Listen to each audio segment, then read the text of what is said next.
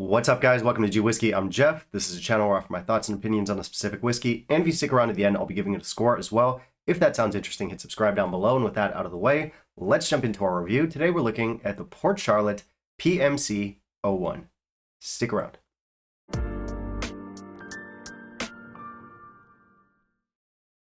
Alright, so we're looking at a Port Charlotte today. This is the PMC 01. This is the newest addition to Port Charlotte's Cask Exploration series. And if you're a fan of the channel, if you've watched a lot of my reviews, you might know that I'm a huge fan of this line. I love peat, but I'm not the biggest peat head in the world. But this line, oh yeah.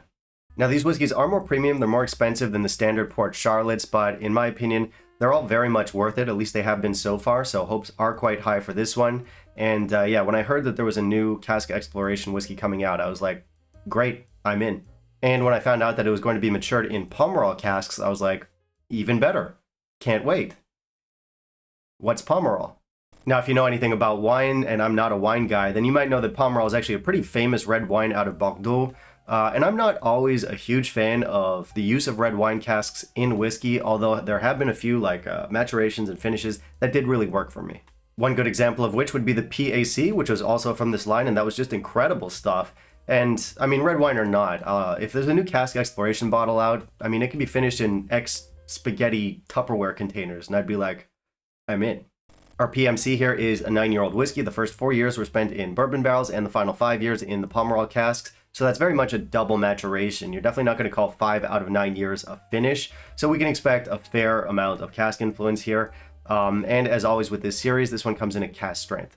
And with regards to the other releases from this series, what have I looked at so far on the channel? I've looked at the PAC, the SC, and the OLC. And I loved all of them. I gave them all glowing reviews. I've got those 3 as well as a few more on my shelf behind me. And this should tell you something. I have backups of the entire line, except for the MRC. I can't find the MRC. If anyone out there has a couple of bottles of MRC for sale, hit me up. Actually, hold on. I think that might be illegal, what I just did. I think I just solicited alcohol from... Okay, you know what? Never mind. Even if you do have a couple of bottles of MRC for sale, definitely don't reach out to gwhiskytw@gmail.com. Anyway, what else can I say about this line? I have never scored any under 90 of the reviews that I've put out on the channel so far. I've mentioned this in previous reviews, but I think these have some of the most masterful cask play in the whiskey industry. So yeah, I mean, expectations are very high for this one. Let's see if it can live up to it. Let's jump into our review. In the meantime, if you'll kindly leave a like down below, that'd be greatly appreciated. In terms of specs, this one comes in at 54.5% ABV, and as always with Bruichladdich, we've got natural color and we've got no chill filtration, so we're looking good. We've got our typical apothecary look from Port Charlotte here, which I always think is very unique. It's very appealing. It's minimalist, but it's also stylish and different. As always, I absolutely love our presentation, and we'll give this bottle 5 out of 5 for looks. This stuff does not say non-chill filtered and natural color on the bottle. I don't even think it came with a box. So really, unless you already know that Bruichladdich never does that kind of thing, the only way that you would find out that it's non-chill filtered and natural color is to go online and sort of research it a bit. So maybe not ideal. All right, first off, I want to level with you guys. I don't feel great this week, and I'm not smelling or tasting too well. I've been told I'm very sick, not just by my therapist, but my regular doctor as well. Still, I'm going to try my best with the tasting notes. So I did not add any water to this. On the nose, this is quite winey. It's also quite sweet. It's kind of like an earthy wininess. I'm getting a lot of wet soil type notes, as well as some like farmy qualities here, even a little bit of leather. There's also candied orange in here. There's some firewood. There's some strawberry jam. There's salted toffee. We get loads of like stewed red fruits in here, and we've got smoke. On the palate and finish, again, a very big wine influence here. It's quite a sweet wine. It's quite an earthy wine. We do get some tannins in here, but because it leans a little bit sweeter, a lot of those tannins don't come off like too heavy or too dry. This is very fruity. It's very jammy. We get strawberry jam, raspberry jam. There's black currants in here. There's a farminess to it, even a little bit of funk. Someone on Whiskey Base used the term cowshed. I like that as a tasting note, so I'm stealing it. There is a cool farmy funk to this. There's also smoke, cinnamon, there's earth, there's cherry tobacco, good complexity. Okay, so as expected, this is really good stuff. I do think it fits in nicely with the Cask Exploration line. It gives us the quality, the intensity, and the complexity that we expect, but it also does something a little bit different. I would say this is probably the most cask-forward whiskey from the entire line, which is saying something. After spending 5 years in Pomerol wine casks, our wine influence definitely comes out swinging here. This is very fruity, it's very jammy. What I like about this, though, is a lot of those winey notes are accompanied by a strong earthiness, which is also definitely from the casks. And listen, I'm not a wine guy, but if you like your wine and you know Pomerol, let me know if it's like a particularly earthy red wine, because that's definitely the impression I'm getting here.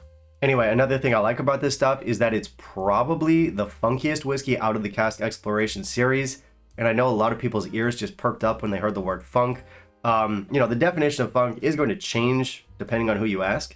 But for me, I define it as a note that either goes farmy, vegetal, or lactic. This is not vegetal, it is not lactic, but it is, for me, quite farmy. We get lots of earthy notes in here. We get like cow shed, little touches of leather in there, and I'm even going to say it, manure. There is an ever so slight manure type note to this, and I like it. But Jeff, how do you know what manure tastes like? Do you eat cow shit? Listen, this isn't about me. The point is this has some really interesting flavors and it's a unique addition to the series. Now, is this one of the better Cask Exploration bottles? Is it the best Cask Exploration bottle? Stay tuned for part 2, out next week. No, I'm kidding. But to answer your question, Jeff, no, this is not one of the better Cask Exploration bottles. My issue with this stuff is the same issue that I have with a lot of very cask-driven whiskeys, which I think this is, and that's that this leans too sweet. I think this is too full on with like those sweet, fruity, jammy notes. Is it cloying? For me, yeah, a little bit. I think you'll be fine if you've got more of a sweet tooth than I do and you're a fan of Port Charlotte. If you want a sweeter Port Charlotte, this is going to be very much in that direction, but yeah, for me, it hurts it a little bit. I do like that farmy quality. I like that earthiness. We have all the complexity and all the intensity that we would want from a Cask Exploration expression.